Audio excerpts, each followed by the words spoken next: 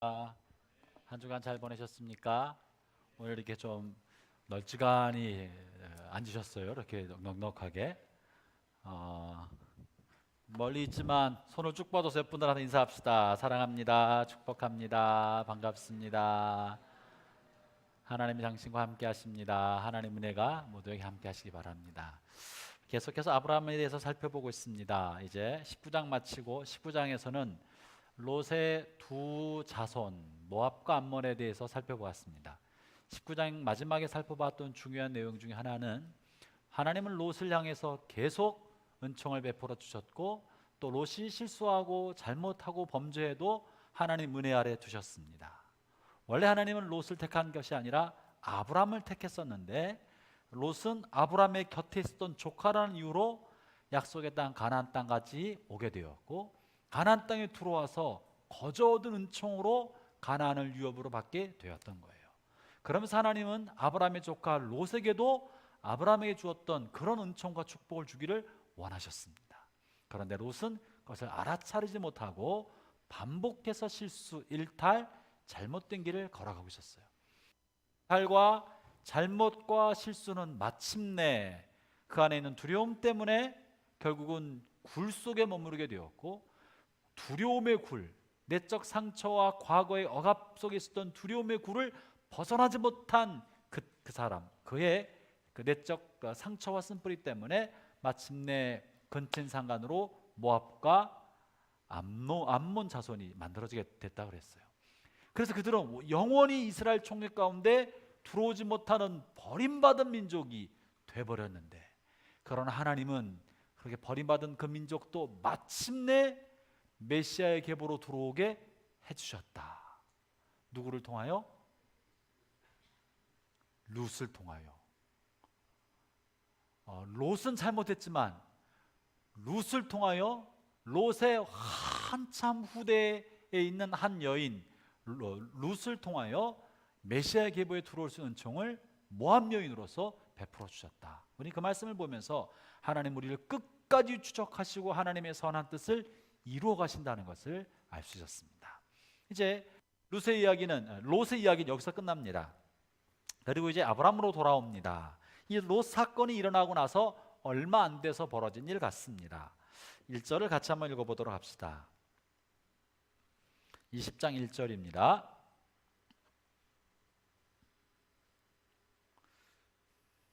함께 읽겠습니다. 시작. 아브라함이 거기서 네게브 땅으로 옮겨가 가데스와 술 사이 거랄에 거류하며. 우리가 아브라함을 잠깐 그 성경 구절 띄워주세요. 아브라함을 생각하고 공부해 볼 때 아브라함이 믿음의 조상이고 신앙이 신실하고 훌륭한 사람으로 모든 믿는 사람의 표상이 될 만한 사람처럼 생각하고 있어요. 그리고 아브라함은 실제 믿음의 조상이지만, 그러나 성경에 나타난 아브라함의 삶의 모습은 굉장히 실망스러운 게 많습니다. 굉장히 많습니다. 그 중에 하나가 오늘 본문에 있는 또 본문에 있는 이야기인데요. 본문에 지금 아브라함이 거기서가 어디예요? 이 거기서는 어딜까요? 이 거기서가 연결된 것은 아브라함이 지금 좀 롯 사건이 벌어질 때 아브라함은 그때 뭘 하고 있었어요? 롯 사건과 관련되어서 아브라함이 했던 일은 지나가는 세 명의 천사를 접대하고, 그죠? 하나님 앞에 엎드려서 하나님 소돔과 고모라가 타락했다 할지라도 그 가운데 의인이 몇 명만 있기만 해도 몇 명? 50만 있어도 하나님 살려주지 않으시겠습니까? 하나님께서 의인을 악인과 함께 멸하심이 타당합니까? 50명. 40명은 어떠시겠습니까? 30명은 어떠시겠습니까? 20명은 어떻겠습니까? 10명만 하면 어떻겠습니까? 하면서 하나님 앞에 중보 기도했던 그곳, 그 장막, 그게 아브라함이 조금 전까지 이 19장까지 있었던 그곳인 거예요. 근데 거기서가 이제 거긴 거예요, 그죠? 아브라함이 하나님 앞에 머물러 기도했던 곳. 그리고 눈을 들어 27절, 19장 27절 볼게요. 19장 27절입니다. 읽어보겠습니다. 여기가 바로 거기에요. 시작. 아브라함이 그 아침에 일찍이 일어나 여호와 앞에 서 있던 곳에 이르러. 기도했던 그곳이에요. 그곳에서 보았더니 28절 소돔과 고모라와 그 온 지역을 향하여 눈을 들어 온기가 마의 연기같이 치솟음을 보았더라. 하나님 앞에 기도하고 엎드려 간구했던 그곳에서 아침에 보았더니 하늘에서 불과 유황이 내려서 소돔과 고모라를 다 불로 태우고 연기가 확 피어오르는 모습을 보았다는 거예요. 그래서 본문에 거기서는 어디예요? 그 소돔과 고모라의 멸망을 지켜본 그 자리에서, 하나님 앞에 중보기도 했던 그 자리에서라고 볼 수 있는 거예요. 성경은 굳이 이 부분을 거기서라는 말을 사용하고 있습니다. 거기서. 왜냐하면 이 거기서는 굉장히 중요합니다. 거기서 그가 어디로 갔다고요? 네게브로, 네게브 땅으로 옮겨가 가데스와 술과 그랄 사이에 거했다. 이게 어디일까요? 한번 지도 한번 펼쳐주시겠습니까? 본문 1장은 불 좀 꺼주세요. 20장 1절은요 20장 전체를 이해할 수 있는 중요한 핵심적인 열쇠를 제공합니다. 1절을 이해하지 못하면 이 내용을 반밖에 이해하지 못하는 거예요. 여기가 사해고, 본문에 어디냐면 술과 가데스 사이라 그랬었죠? 맞아요? 성경도 보시고 그림도 보시고. 가데스와 술 사이 맞아요? 술을 이제 수르라고 표시한 거예요. 가데스 광야와 수르 광야 이 사이 어딘가에서 여기에 있던 아브라함이 내려와서 네게브 땅, 네게브는 남방 광야를 말합니다. 네게브. 옛날 개혁 성경에는 남방 땅이라고 되어 있고 우리 성경 지금 개혁 개정판은 네게브라고 되어 있어요. 여기서부터 내려와서 네게브를 지나 수르길과 가데스 사이에 있는 그랄 땅 여 어dim에서 머물러 있었다는 거예요. 여기 두 번째 사진 보여주겠습니까? 네겝 사막, 광야, 그랄 여기 있죠? 가데스와 수르 사이에 있는 그랄 이 지역인 거예요. 다시 보여주시겠습니까?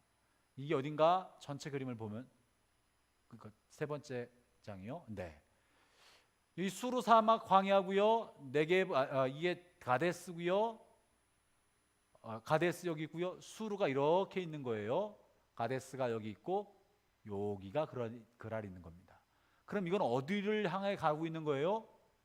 애굽을 향해 가고 있는 길모퉁이에 있는 거예요. 관련된 성경 하나 더 볼까요? 창세기 12장입니다.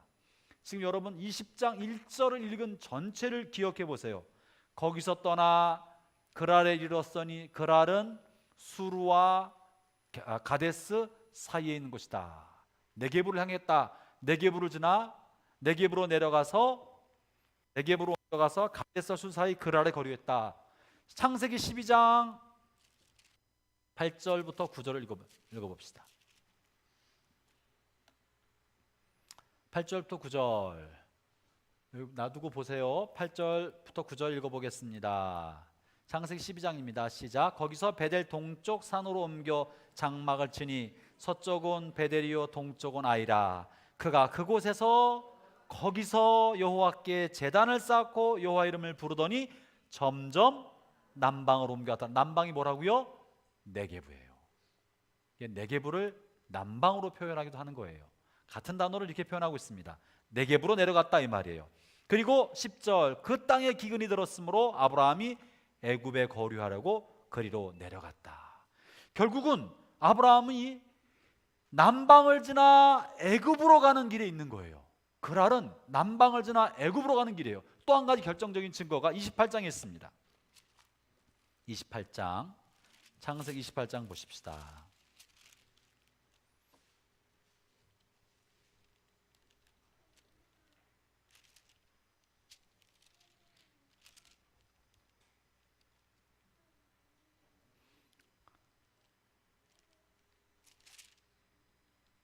(26장) 26장입니다. 26장 그랄이 또 한 번 나오는데요. 26장 1절을 봅시다. 1절 2절을 같이 읽어보겠습니다. 찾으셨나요? 시작. 아브라함 때 첫 흉년이 들었더니 그 땅에 또 흉년이 들매 이삭이 그랄로 내려가서 블레셋 왕 아비멜렉에 이르렀더니 여호와께서 이삭에 나타나 이르시되 어디로 가지 말고 어디로? 애굽으로. 왜? 남방 그랄은 애굽으로 내려가는 길이었기 때문에 그러한 겁니다. 다시 말하면 지금 아브라함은 거기서 남방으로 점점점 내려가서 마치 창세기 10장에 나와 있는 것처럼 베델과 아이의 사이에서 아이에서 하나님 앞에 예배드리다가 점점점 남방 네겝으로 내려갔더니 점점 더 내려가서 애굽에 갔던 것처럼 네겝을 지나서 남방으로 점점점 가고 있었던 거예요. 그쪽 계속 가면 어디로 간다고? 그게 애굽으로 가는 길이라고요. 애굽으로 가는 길이에요. 왜 도대체 이 길을 들어섰을까요? 그리고 거기서라고 말하고 있는 그 거기서는 어디예요? 하나님 앞에 기도하는 장소, 기도했던 곳이고 주님 만났던 곳이고 하나님의 심판의 역사를 목도했던 바로 거기서, 그게 거기서예요. 그리고 창세기 12장에서 아이와 베델 사이에 있다가 거기서 남방으로 점점 내려왔다. 아이와 베델 사이에서 아브라함이 뭐 했다고 말하고 있어요? 제단을 쌓고 하나님의 이름을, 여호와 이름을 부르더니 거기서 점점점 내려와서 네겝으로 갔다. 여러분, 이 두 패턴이 얼마나 똑같아요? 그래요, 안 그래요? 똑같은 패턴이 반복되고 있는 거예요. 많은 사람이요, 자신의 삶에서 비슷한 패턴을 반복하는 삶을 살아가요. 아브라함이 지금 보여주는 패턴은 뭐냐면 하나님의 은혜 가운데 있다가 기도하고 예배하고 하나님의 이름을 부르는 감격적인 신앙 속에 있다가 어느 순간 순식간에 인생의 문제, 경제적인 어려움, 무언가 문제가 닥치면 아브라함은 그 하나님의 은혜와 은총과 언약의 관계를 까맣게 잊어먹고 뭔가 인간적인 해결책을 향해서 눈을 순식간에 돌리는 사람인 거예요. 왜 그랬을까? 여러분, 많은 경우에 신앙에 열정 있는 것처럼 보이다가 어느 순간 그 사람이 인간적인 길을 찾는 사람들이 적지 않게 있어요. 많은 경우에 그 사람은요, 깊은 신앙에 뿌리가 없기 때문에 그래요. 나중에 예수 믿은 사람, 나중에 은혜 받은 사람, 청년기 이후에 은혜 받고 생활하는 사람, 그 사람은 이 무의식과 의식 언저리의 밑에는요, 신앙생활하고 은혜 받고 성령 충만하고 성령의 은총도 얻고 구원의 확신도 있고 십자가를 체험했지만 그의 의식과 의식 안에 있는 무의식의 깊은 빙산에 감추인 많은 영역은 무신론적 사고방식과 세속적 사고방식이 깊게 뿌리 박혀 있기 때문에 그런 거예요. 여러분, 아브라함이 모태신앙이에요, 아니에요? 잘 기억이 안 나시나요? 아브라함 아버지가 굉장히 신실했던 데라였었죠. 그런 데라 아니었나요? 우상 숭배자였어요. 돈 벌기 위하여 우상을 만들어 팔았던 사람이에요. 아브라함 어린 시절부터 우상 숭배하는 아버지 밑에서 살았던 사람이에요. 그러나 하나님의 놀라운 구원의 은총이 아브라함의 꿈속에 나타나서 아브라함을 불러내셨어요. 여호수아에서 말하는 영광의 하나님이 아브라함에게 나타나서 아브라함은 나중에 예수님 믿은 사람이에요. 그의 의식 아래 무의식의 많은 큰 영역은 우상 숭배로부터 보았던 거, 무신론적인 삶의 기초가 뿌리 박혀 있는 거예요. 하나님을 경외하는 것이 아니라 세속적인 그 무엇이 아브라함 안에는 굉장히 많이 있었던 거예요.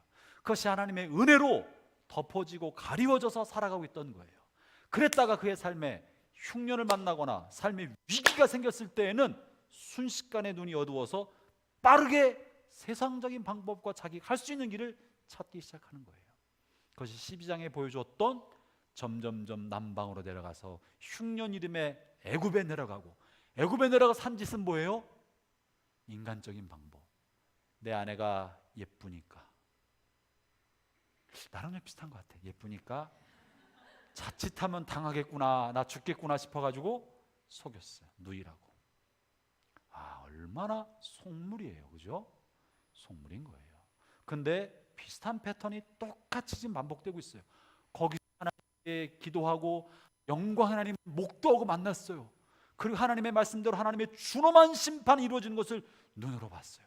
하나님은 심판하신 하나님이시구나, 조금도 거짓이 없으신 분이시구나, 그분은 말씀대로 이루시는 분이시구나 라는 어마어마한 체험을 했는데도 어느 순간 그는 뒷걸음질해서 남방으로 가고 있었다고요.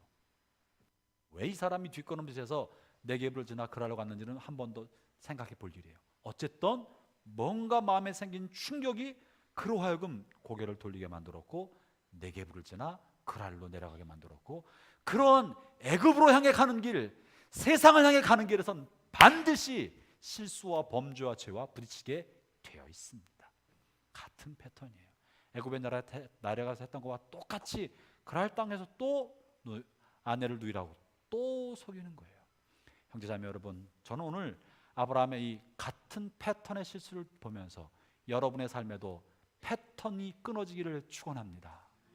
우리 안에 늘 반복되는 패턴의 죄, 패턴의 약함, 내가 어디만 걸리기만 하면 그냥 그렇게 되어버리는, 내게 반복되는 과거의 패턴, 익숙한 방법, 늘 거기서 넘어져, 늘 거기서 넘어져.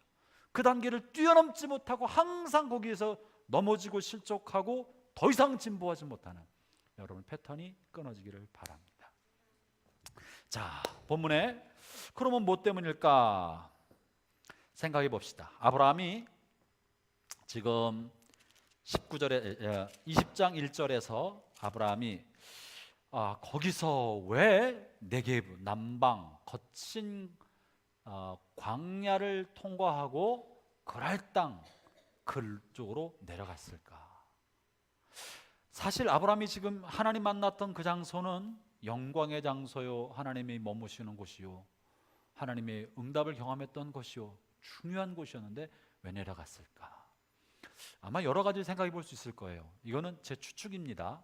무언가 아브라함의 마음속에 뭔가 갑자기 쿵하게 생겼기 때문에 뭔가 그것에 대한 탈출구를 찾고 싶었는지 몰라요. 어쩌면 아브라함의 마음속에 두려움이 있었을지도 몰라요. 하나님의 준엄한 심판, 진짜 하나님께서 말 그대로 인간의 죄에 대해서 주상 같은 심판을 내려서 하루아침에 저 큰 성읍의 사람들이 다 불타 죽었구나 하는 충격을 경험했을지 몰라요. 어쩌면 아브라함의 생각에는 조카 롯과 그 가족이 살았을지 죽었을지 자신이 없었을지도 있어요. 사실 아브라함이 생각하기에는 만약에 소돔과 고모라 저 큰 성에 의인 50명만 있어도 주님 살려주셔야 되지 않겠습니까? 했을 때 50명쯤 없을까? 이런 마음이 들었을까요? 안 들었을까요? 의인 50명쯤 없겠어요. 그래도 안심이 안 되니까 40명 끝내려고 했다가 그래도 조금씩 불안하니까 한 번만 더 해볼까? 30명. 그래도 1% 10% 불안해 남았어. 20명. 완전히 도장 찍자, 틀림없이 한다 생각하고 10명으로 깎았어. 10명까지 깎은 다음에는 확신이 있었어요, 없었어요? 거진 100% 확신이 있었어요. 자기 조카 롯이 자기를 통하여 얼마나 하나님을 잘 따랐고, 조카의 아내 두 질부, 또 그 질부가 아니지, 그 딸들도 잘할 거라고 생각했을 거예요. 적어도 4명은 확보되어 있고 그 넓은 성 소돔과 고모라에 6명 정도 없을까? 이거는 100% 하나님 지키실 거라고 확신했을 거예요. 그러니까 더 이상 하나님이 흥정하지 않고 손 털고 주님 안녕히 가십시오, 감사합니다, 자비로운 하나님 이러고 했는데, 그리고 아침에 일어나 봤더니 불과 유황으로 연기가 팍 일어나는 걸 보았을 때 하나님이 갖고 있는 의인의 기준이 얼마나 높은 줄을 보았을 거예요. 저 큰 성읍에 의인이 10명이 없단 말이야. 하나님 갖고 있는 의의 기준이 얼마나 높은지를 보고 자기도 하나님 보시기에 적당하다, 적당하지 못하다, 적당하지 못한 사람이다.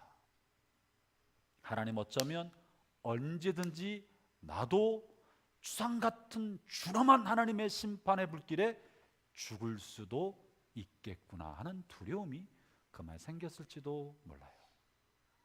하나님을 목도하고 그렇게 기도했으면서도 하나님의 이 엄청난 심판을 경험하면서 두려움 속에 하나님을 피하고 싶은 마음이 들었을지도 몰라요. 그래서 그랄에 내려갈 때 묻지도 않고 기도하지도 않고 간구하지도 않고 하나님에 관한 어떤 언급도 없어요. 그냥 내려간 거예요, 뒷걸음질 쳐서. 또 한 가지는 어쩌면 조카가 죽었다고 생각하고 허무함과 허전함과 마음의 쓸쓸함과 이런 마음으로 뭔가 좀 변화를 주기 위해서 조카가 죽었을 것만이라고 생각하고 좀 그 자리를 떠나고 싶어서 그랬는지도 몰라요. 저 혼자 묵상해 본 거예요. 이러지 않았을까? 조카가 죽었을 거라고 생각하는 허무함과 쓸쓸한 마음과 괴로운 마음이나 하나님의 준엄한 심판에 관한 두려움이나 둘 다 아브라함이 놓쳤던 건 뭐냐면 하나님의 은총인 거예요. 그죠? 하나님은 그 속에서도 아브라함을 생각하사 롯과 그 가족을 살려주셨어요. 롯의 의로움 때문이 아니라 아브라함을 생각하고 살려주셨어요. 하나님이 소돔과 고모라는 준엄하게 심판하셨지만 아브라함의 잘못과 실수에 대해서는 한 번도 아브라함을 나무라지 않으셨어요. 아브라함은 자신을 향한 하나님의 은혜와 무한한 자비를 알지 못했던 거예요. 형제자매 여러분, 하나님께서 여러분을 아브라함처럼 여기십니다. 하나님이 우리를 향하여 어느 날 역사의 마지막 심판 때 불과 유황으로 온 땅을 심판할 그날은 분명히 옵니다. 소돔과 고모라를 불로 심판하신 것처럼 온 세상을 하나님 불과 유황으로 심판하시겠다고 말씀하셨습니다. 믿으십니까? 사실이에요. 이거는 성경에 기록된 분명한 사실이에요. 그러나 그 불의 심판 속에서도 하나님은 롯과 그의 네 가족을 구출해 내신 것처럼, 아브라함을 생각하사 롯과 네 가족을 구출해 내셨던 것처럼 예수 그리스도로 말미암아 하나님 우리를 건져 주십니다.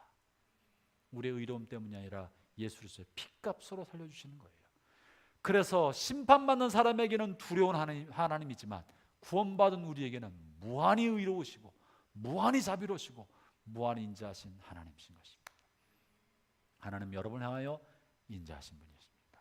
근데 문제는 어쨌든 아브라함은 그런 하나님의 인자하심을 보지 못하고 심판의 두려움만 생각했던지, 아니면 하나님이 조카를 주실 것을 알지 못하고 허전한 마음과 허무한 마음, 좌절감, 낙심 이런 것 때문에 그랬는지 어쨌든 그 귀한 장소, 주님 만난 그곳을 떠났다는 거예요.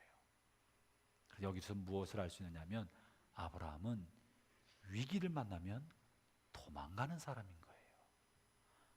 위기를 돌파해내지 못하고 끝까지 머물러 있지 못하고 위기 앞에만 서면 두려움 때문에 돌파하지 못하고 도망가는, 현실을 도피하는 사람, 그런 성향을 보여주는 거예요.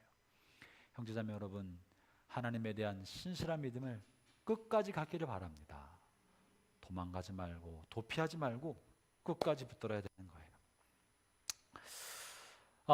아브라함은 이런 하나님의 엄청난 역사적 큰 경험을 하면서 아브라함은 그를 통해 하나님 앞에 교훈을 얻지 못하고 오히려 도망간 사람이 되버리고 말았습니다.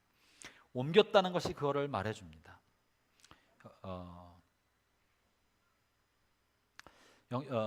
형제자매 여러분, 우리 인생에 이러저런 경험을 많이 할 수 있습니다. 크고자 많은 경험을 우린 다 하고 살아갑니다. 그러나 어떤 걸 경험하고 나의 삶에 어떤 사건이 일어나느냐, 이게 굉장히 중요한 것처럼 여겨져요. 그러나 어떤 사건이 일어나느냐보다 훨씬 더 중요한 거는요, 그 사건을 어떤 눈으로 바라보고 있느냐, 그것을 통해 어떤 교훈을 얻었느냐, 그것을 내가 어떻게 받아들였느냐가 무슨 일이 벌어졌느냐보다 훨씬 중요합니다. 어떤 사람에게는요, 자신의 몸에 너무 힘든 질병이나 경제적인 어려움을 겪었을 때 그것 때문에 좌절하고, 하나님 날 사랑하신다니 왜 나한테만 이런 일을 주시나, 왜 나의 삶에 이런 아픔이 계속 반복되나, 마음의 원망과 불평으로 고통을 받고 뒷걸음질 치는 사람이 있어요. 반면에 어떤 사람은 경제적인 어려움이나 질병이나 자신이 극복할 수 없는 삶의 큰 고난과 광풍을 맞닥뜨리게 되었을 때 지금까지 높아졌던 마음을 낮추고, 내가 그만했구나, 내가 하나님 없이 너무 내가 내 힘으로 살려고 그랬던 건 아닌가, 내가 이를 통하여 주님만 더 의지하자, 새벽에 나오고 밤에 나오고 기도하면서 하나님 붙드는 대로 고약하는 사람도 있습니다. 어떤 사람은 가정이 큰 경제적인 어려움을 당해서 너무 힘드니까 집안에서 돈 때문에 막 싸움을 하는 사람도 있고, 돈 더 벌어라 그러고, 내가 돈을 어떻게 구하느냐, 돈하고 싸우는 부부와 가정도 있는 반면에 어려우니까 더 힘내서 더 돕고 더 사랑하고 그렇게 보내는 사람도 있습니다. 형제자매 여러분, 무엇을 경험했느냐보다 우리에게 경험한 사건 어떻게 해석하고 어떻게 받아들이고 어떻게 교훈 삼느냐가 훨씬 중요합니다. 그것이 신앙인의 눈인 거예요. 저는 여러분들에게 하나님이 원하시는 신앙의 눈을 갖게 되기를 바랍니다.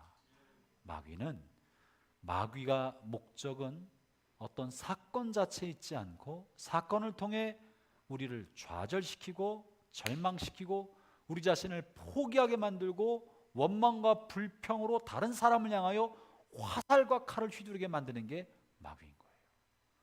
똑같은 사건을 통해서도 하나님은 우리 자신을 낮추고 더 겸손하고 더 하나님의 은혜를 구하는 사람으로 쓰시길 원하시는 것이 하나님의 손길입니다.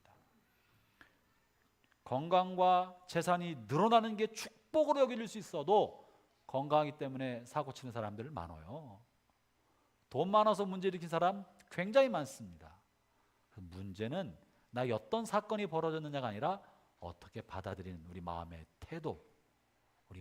태도가 중요합니다. 여러분 안에 어떤 일이 생겼든지 간에 마귀의 관점으로 오지 아니하고 마귀의 시험에 빠지지 아니하고 하나님 베푸신 은혜의 눈으로 교훈으로 받을 수 있게 되기를 바랍니다. 아브라함은 이 엄청난 사건을 경험하면서 마귀한테 속은 거예요. 두려움 때문에 백슬라이딩, 뒤로 물러가다가 거랄로 가게 되었고 거기서 마침내 범죄하는 사람이 되어버리고 말았던 겁니다. 자, 아브라함은 이 두려움 때문에 뒤로 물러가고 현실 도피적인 모습을 보이다가 그 도피, 일탈, 도망감 결국 어떻게 되냐면 2절 읽어보겠습니다. 2절 같이 읽겠습니다. 2절 읽어보겠습니다. 시작. 그의 아내 사라를 자기 누이라 하였으므로 그랄 왕 아비멜렉이 사라를 데려갔더니 와우. 그랄 땅에 가서 아내를 누이라고 속였어요. 이때 아브라함의 나이 몇 살? 99살. 그 다음에 사라의 나이 70대 중반. 누가 데려갈 만한 나이인가요? 하여튼 이쁘기는 굉장히 이뻤나 봐요. 그죠? 여러분에게도 그런 애가 있길 바랍니다.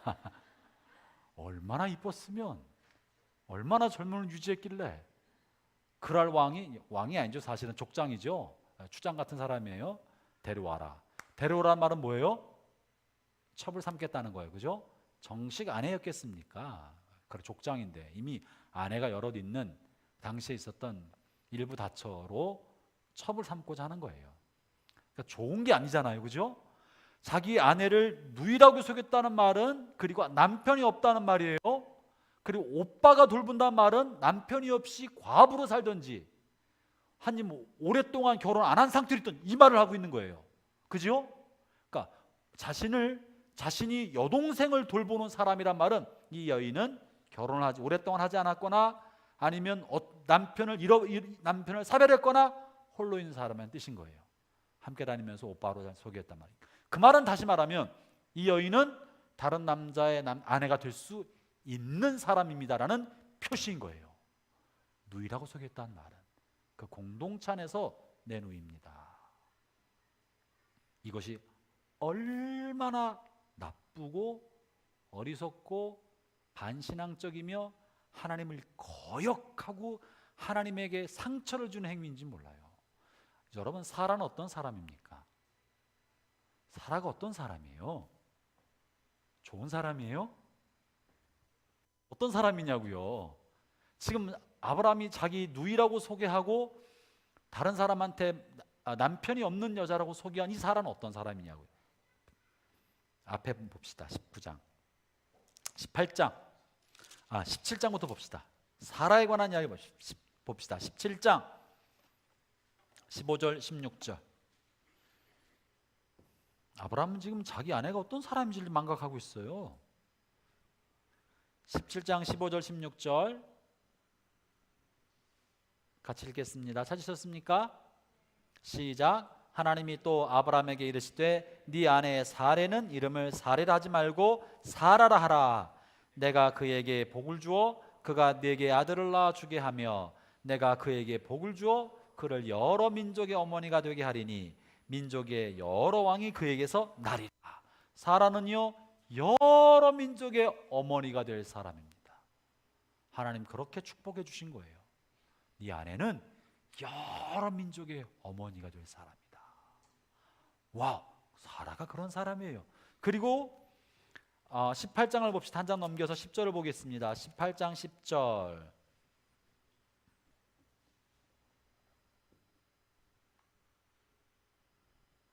28장 10절은요 얼마 전에 아브라함이 하나님 만나서 들은 이야기인 거예요. 10절 시작. 그가 이르되 내년 이맘때 내가 반드시 네게로 돌아오리니 네 아내 사라에게 아들이 있으리라 하시니라. 사라가 그 뒤 장막문에서 들었더라. 이때 하나님이 아브라함에게 무슨 일이 벌어질 줄 얘기했고 소돔과 고모라 이야기를 했던 거예요. 그러니까 불과 며칠 전밖에 안 된 거죠. 맞죠? 불과 며칠 전에 뭐라고 들었냐면 네 아내 사라에게 내년 이맘때 아들이 있을 것이다. 이거 누구 아들 돼야 되는 거예요? 사라로 말미암아 낳은 사람만이 너의 씨가 될 것이다. 그 씨로 말미암아 번성이 될 것이라 그랬는데 자기 아들이 될 거잖아요. 근데 지금 내년 이맘때 사라에게 아들이 있을 거라고 말했는 이 사람, 어쩌면 지금 사라의 몸속에는 아브라함의 씨앗이 들었을지도 모르는 그 여인이에요. 근데 그 여인은 지금 뭐라고 있는 거예요? 이 여인은 남편이 없습니다. 네가 데리고 살아가도 좋습니다. 이 말을 아브라함이 하고 있는 거라고요. 이 아브라함이 그러면 하나님이 하셨던 그 말을 기억을 못해서 그랬을까요? 여러분, 사람이 일탈을 하면 하나님에 대한 반항심이 들어요. 하나님이랑 맞서고 싶은 나쁜 마음이 들어요. 하나님 나에게 이렇게 하실 수가 있어? 하나님 나에게 어떻게? 우리 조카에게 어떻게? 왜 내가 그렇게 기도했는데 안 들어주셨을까? 온갖 복잡한 생각이 들면서 백슬라이딩, 뒤로 물러나는 거고 심륜에 빠지고 실족하고 세상 길로 가면서 하나님이랑 한번 맞서보고 싶은 마음, 이게 본성이 들어있는 거예요. 하나님, 아브라함이 어쩌면 여러 가지 이유가 있지만 어쩌면 불과 며칠밖에 안 됐는데 아내를 마치 미혼이나 남편 없는 사람처럼 이야기해서 아비멜렉의 첩으로 들어가게 한 것은 하나님의 이 큰 역사가 진짜 되나 하는 하나님에 대한 저항, 반항, 서운한 마음, 대항하고 싶은 마음이 들어있는 거예요. 불신앙인 것입니다. 형제자매 여러분, 때때로 우리가 인생에 생각지도 않았던 고난과 환난, 인생의 역경을 겪게 되었을 때 잠시 잠깐 일탈에 빠질 수 있습니다. 지난 시간에도 한번 말씀드렸어요. 일탈이 반복되면 위험하다. 근데 그 일탈을 내가 통제하지 못하고 있는 상태가 되면 굉장히 위험하지만 스스로 알 수 있다 없다? 모른다 그랬잖아요. 그죠? 술 취한 사람이 자기는 괜찮다고 말하는 것처럼 자기가 통제가 안 되어가고 있다는 단계를 스스로는 몰라요. 나는 할 수 있다고 자꾸 생각해요. 그렇기 때문에 무엇이든지 간에 정상 궤도로부터 벗어나 일탈로 들어갈 때는 반드시 자신을 점검해주는 신실한 사람을 옆에 두어야 돼요. 그 사람으로부터 체크를 받아야 내가 나를 절제할 수 있고 막아서서 본래 자리로 돌아올 수 있는 거예요. 근데 아브라함은 지금 이 큰 충격적 사건을 보고 나서 스스로 길을 벌어 일탈의 길로 들어가면서 맞서고 있는 하나님이라. 여러분, 일탈을 해도 하나님과 맞서지 않길 바랍니다. 하나님과 맞서지 않기를 바랍니다. 잠깐 우리가 깜빡하고 그냥 잠깐 곁길로 갔다가 빨리 돌아올 수 있지. 잠깐 곁길로 갔다가 빨리 돌아올 수 있어요. 그런데 맞서서 한번 하나님 나한테 이러실 수 있어요. 왜 나한테 이러실 수 있어요? 삐졌어 하나님. 많이 삐졌거든요. 아주 싫거든요. 하나님 꼴도배기도 싫거든요. 주일날 안 갈 거야 나. 안 가, 난 나가. 기도도 안 해. 큐티도 안 해. 교회도 안 와. 예수 믿는 사람 꼴도 보기 싫어. 그냥 방에 처박혀서. 하나님과 맞서지 않기를 바랍니다. 아브라함은 지금 하나님께서 사라를 통해서 아들을 주겠다고 약속하셨고 그 일을 이루어가는 이 중차대한 일련의 과정 속에 아내를 다른 남자에게 첩으로 들여보내는 이 엄청난 범죄와 잘못을 저지르고 있는 거예요. 아브라함 나빴습니다. 아주 나빴습니다.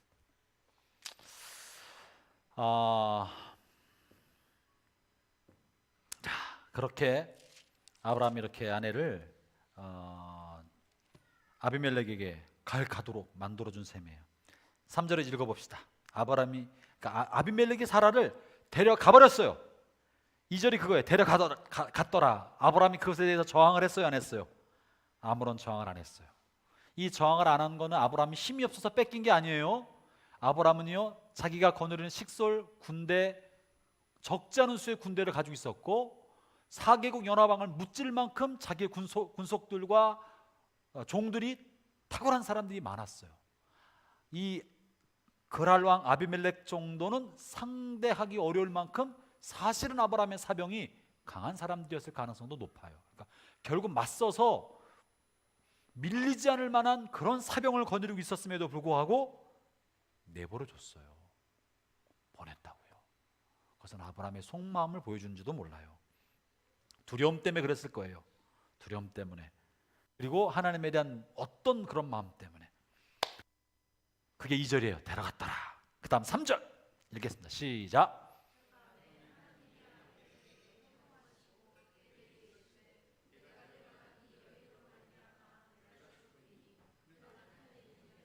네, 참 이 일은 아브라함이 했어야 되네. 데려가려고 그러면 안 돼! 이 여자는 남편이 있는 여자야. 내가 그 남편이다. 손대지 마라. 손대면 너 죽든지 나 죽든지 둘 중에 난 죽여야 된다. 죽기도 싸웠어야 되는데 아브라함은 그런 말 하지 않고 내버려뒀더니 하나님께서 나타나셔서 이 여자는 남편이 있는 여인이다라고 방어해주고 보호해주고 계십니다. 여러분, 이것은 참 하나님의 은총입니다. 아브라함은 반복하는 실수를 하였지만 하나님의 아브라함을 보호하시고 붙드신 하나님의 은혜인 거예요. 때로 저는 저의 삶을 생각해 볼 때 우리가 다 항상 올바른 길, 반듯한 길, 하나님의 뜻대로만 사는 것은 아니잖아요. 때로 어떤 결정적인 순간, 선택의 순간에 욕심에 따라 이생의 자랑과 안목의 자랑과 육신의 정욕에 따라 그릇된 선택을 할 때도 제 삶 속에 있었어요. 욕심에 따라 그런 뜬 길을 가면 하나님이 그 길을 지나가는 동안에 머지않아 꼭 깨닫게 하세요. 이거 잘못했구나. 근데 깨닫게 하시는데 아주 망하게 하지 않으시고 하나님이 나로 하여금 깨달은 만큼 은총으로 방향을 바꿔주시더라고요. 내 스스로 뭔가 보상해서 만들어내는 것이 아니라 하나님이 결국은 것을 바꿔주셔요. 지나고 나면 돌이켜보면 저는 계속 실수를 많이 해요. 이런 실수 저런 실수. 그때 그러지 말걸. 그때 내 욕심이었네. 그때 내 인간적인 판단이었네. 그때 내 이 자존심 때문에 그렇게 말을 함부로 했네. 그때 내 생각이 앞섰네.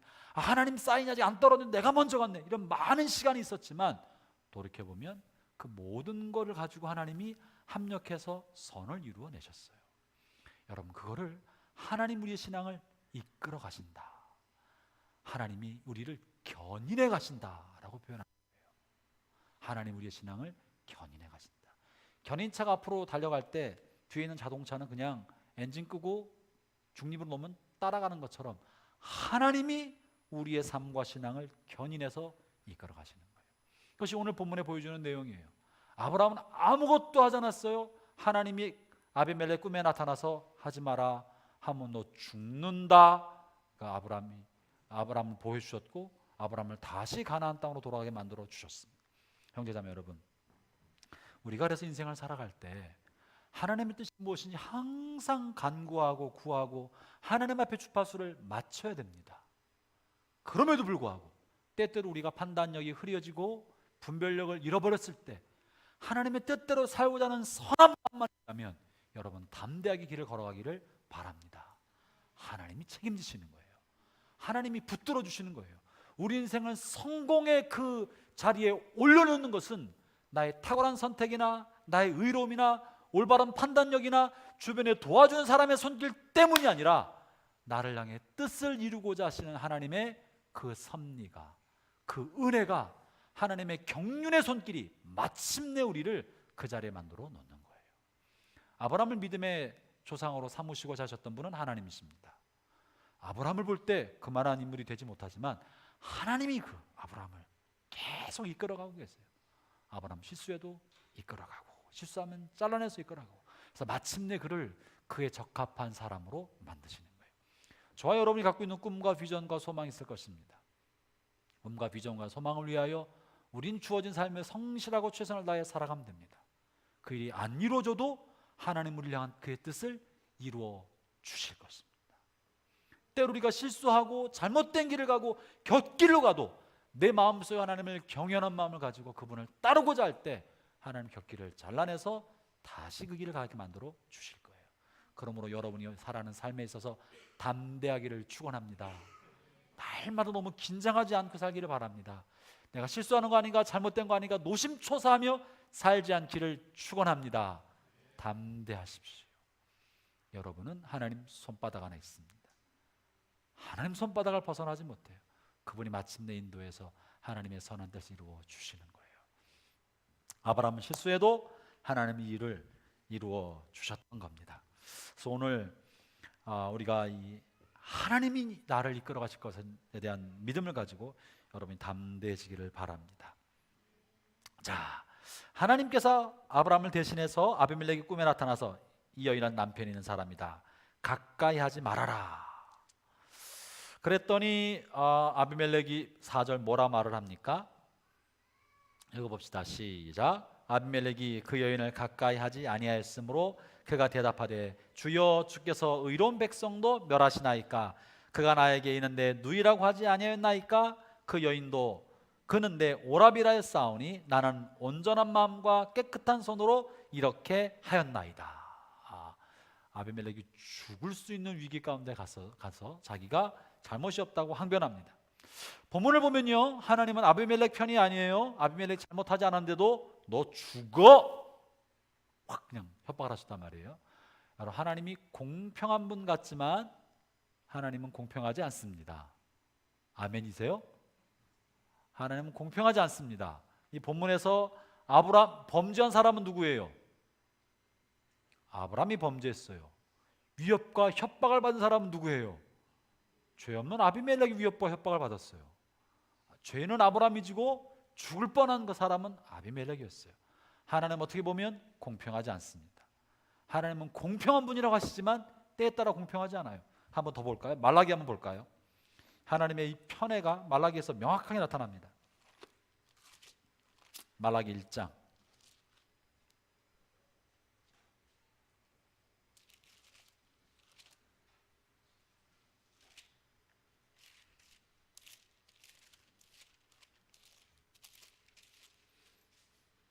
1장 2절 3절 읽어봅시다.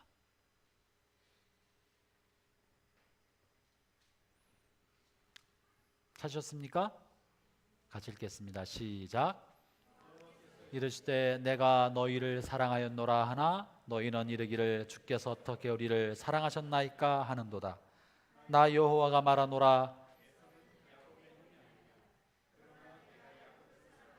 에서는 미워하였으며 그의 산들을 황폐하게 하였고 그의 산업을 광야의 이리들에게 넘겼느니라. 누구는 사랑하고 누구 미워했다고 그러세요? 야곱은 사랑하고 에서는 미워했다. 두 사람 다 한 배에서 태어난 형제지간이에요. 쌍둥이에요. 거진 같은 시간에 얼마 차이 나지 않게 태어난 사람이에요. 한 배에서 태어난 두 쌍둥이를 하나님은 에서는 미워했고 야곱만 사랑했다고. 하나님 공평한 분이에요? 편애하시는 분이에요? 차마 입에 담기 어렵죠? 좋은 단어는 아니에요. 그죠? 하나님 공평하세요? 편애하세요? 편애하셔요. 써 있잖아요. 누구는 사랑하고 누구는 덜 사랑했다고 하지도 않고 미워했다. 그럼 누굴 사랑하고 누구를 미워하시는 거예요? 야곱은 어떻고 에서는 어떤 사람인데요? 착한 애는 이뻐하고 나쁜 애는 미워하시는 거예요? 잘생긴 애는 사랑하시고 못생긴 애 미워하시는 거예요? 똑똑한 애는 사랑하시고 모자란 애는 미워하시는 거예요? 그런 거예요? 하나님이 사랑하시는 대상은 누구고 미워하는 대상은 누구예요? 누가 좀 가르쳐 주세요. 하나님 키 작은 애는 사랑하시고 키 큰 애는 미워하시는 건가요? 가정적이고 참한 야구 같은 성격인 사람은 사랑하시고 에서처럼 상남자 마초 기질인 사람 미워하시는 건가요? 누구는 사랑하시고 누구는 미워하시는 거예요? 왜 말이 없으시죠? 사랑받는 사람은 성격과 기질과 신앙과 관계 있어요, 없어요? 없어요. 그러면 사랑받는 사람 특징은 하나님의 선택인 거예요. 하나님의 주권적 선택을 입은 사람은 사랑받는 거고, 하나님의 주권적 선택을 받지 못한 사람은 사랑받지 못하는 거예요. 토기장이가 진흙을 빚어서 어떤 거는 좋은 그릇을 만들 권한이 그에게 있는 것이고, 어떤 사람은 그냥 별 볼 일 없는 그릇 만드는 건 그분의 권한이라고 말하면서 이 비유를 들어요. 하나님은 야곱은 사랑하고 에서는 미워했다. 그러므로 창조해 주신 하나님께서 사랑할 사람을 스스로 선택할 수 있고, 미워할 사람과 버릴 사람을 스스로 선택할 수 있는 거예요. 말라기 1장 2절과 3절에서는 하나님이 선택한 야곱은 사랑하시는 거고, 하나님이 선택하지 않은 누군가는 미워하시고 버리신다는 말을 하고 있는 거예요. 그럼 오늘날 이것이 뭘 말합니까? 오늘날 선택받은 사람은 누구입니까? 예수 그리스도로 말미암아 그분의 소식을 듣고 복음을 듣고 십자가를 들을 때 예수 그리스도를 구세주로 영접한 사람, 이 사람은 선택받은 사람이에요. 그러니까 예수님을 영접했기 때문에 선택받은 것이 아니라, 그러니까 선택받았기 때문에 예수 그리스도를 구세주로 알아보고 영접한 거예요. 구원받은 사람은 선택받은 사람인 거예요. 선택받은 사람이 사실은 구원받는 거죠.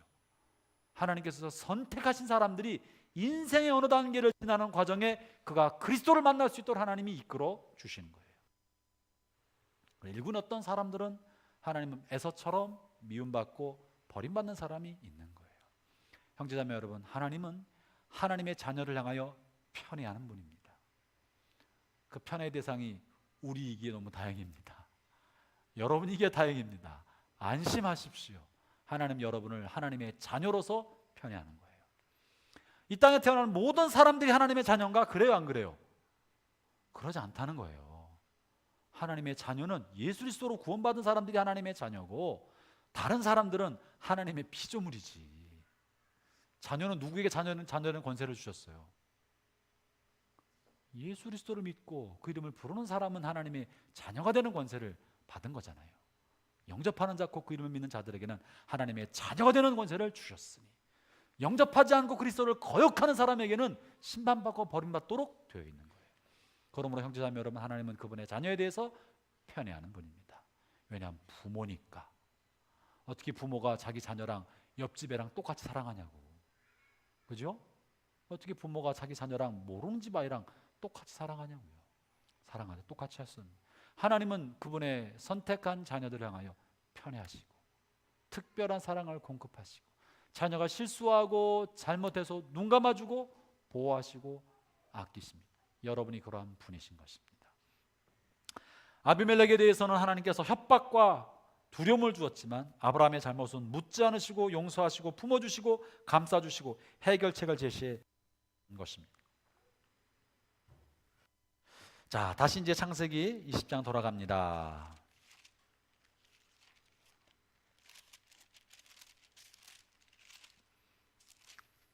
이렇게 아브라함을 보호하시고 아비멜렉에게 하나님이 으름장을 놓으신 다음에, 그 다음에 뭐라고 말하냐면 7절을 읽어봅시다. 7절의 말씀이 중요합니다. 같이 한번 읽어볼까요? 시작. 이제 그 사람의 아내를 돌려보내라. 그는 선지자라. 그가 너를 위하여 기도하리니 네가 살려니와 네가 돌려보내지 아니하면 너와 내게 속한 자가 다 반드시 죽을 줄 알리라. 아멘. 여러분이 7절에다 줄을 쳐두시기 바랍니다. 이 말씀은 굉장히 중요한 말씀입니다. 그리고 그리스도인의 권세에 관해서 말해주고 있습니다. 아비멜렉의 생사 여탈권은 누가 가지고 있습니까? 하나님께서 갖고 계십니다. 그렇습니까? 아브라함은 아비멜렉을 향해서 협박하거나 겁주거나 나쁜 짓을 하거나 두렵게 할 마음이 없었던 사람이에요. 오히려 긴장하고 두려워하고 있었었죠. 그러나 하나님께서 아비멜렉의 생사 여탈권을 누구에게 지금 맡기고 계세요? 아브라함에게. 아브라함이 너를 위해 기도하면 너 살려주고 그러지 않으면 너 죽어 라고 말씀하고 계시잖아요. 형제자매 여러분, 하나님께서는 하나님이 큰 일을 계획하고 계시지만 그 큰 일을 하나님의 종과 하나님의 사람, 하나님의 자녀를 통해 하기를 원하시는 거예요. 그리고 그들의 중보 기도를 통해 그걸 하기를 원하시는 것입니다.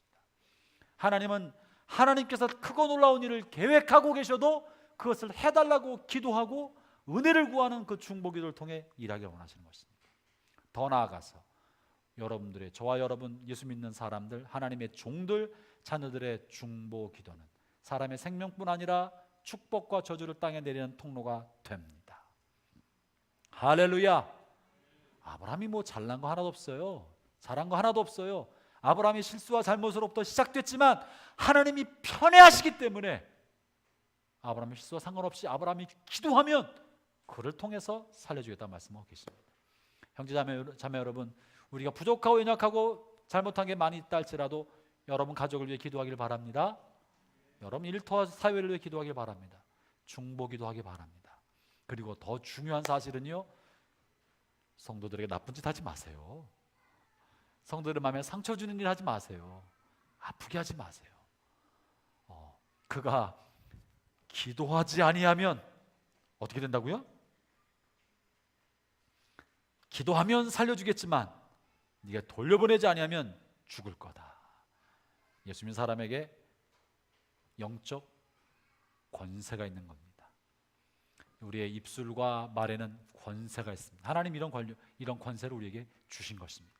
그래서 오늘 밤에 우리가 기도할 또 한 가지는 하나님 우리에게 축복의 권세를 주셨다는 사실을 기억하면서 축복과 저주권을 주셨음, 이걸 기억하면서 내가 마땅히 기도할 대상, 축복할 사람이 누군지, 하늘의 복이 임하도록 물꼬를 열어줄 사람들은 누군지 생각해보고 기도하게 되기를 바랍니다. 아울러 우리가 입술의 말을 함부로 말하거나 함부로 내어뱉어서 비방과 욕설과 저주와 악담이 품은 말이 나를 통해 나간다면 그로 말미암아 다른 사람이 듣는 다른 사람에게는 굉장한 나쁜 영향이 되어서 고통이 될 수 있고, 그렇게 한 그 사람에게도 화가 있다는 사실을 잊으면 안 됩니다. 자, 이제 말씀을 마무리하고자 합니다. 우리는 실수하고 잘못할 수 있어도 하나님 우리를 특별히 더 사랑하시고 편하셔서 마침내 우리를 선한 길로 인도한다는 것을 기억합시다. 우리가 우리의 꿈과 비전, 마음속의 소원과 내 인생의 계획을 다 이뤄내지 못해도 하나님이 아시고 하나님께서 그분의 열심으로, 그분의 섭리로, 은총으로 그 일을 이루어 주신다는 걸 기억합시다. 그래서 그 안에서 우리가 담대하길 바라고 마음의 자유함을 누리기를 바랍니다. 하나님의 뜻대로 살려고 몸부림치지만 그러나 긴장하지 아니하고 마음의 평강과 자유를 따라 자유롭게 하나님 은혜 아래 심판에 대한 두려움을 벗고 자녀로서의 자유함을 가지고 살아가기를 바랍니다. 아울러 우리에게 주신 중보기도의 권세, 입술의 권세를 가지고 우리가 축복할 사람을 축복하고 또 입술을 함부로 다른 사람을 비방하거나 험담하는 일을 하지 아니하고 축복하도록 이 시간 함께 기도하길 바랍니다. 함께 먼저 시간 나가 기도합시다. 몇 가지 기도할 텐데, 첫째는 형제자매 여러분, 지난 시간 롯을 통해서도 보았지만 우리 마음속에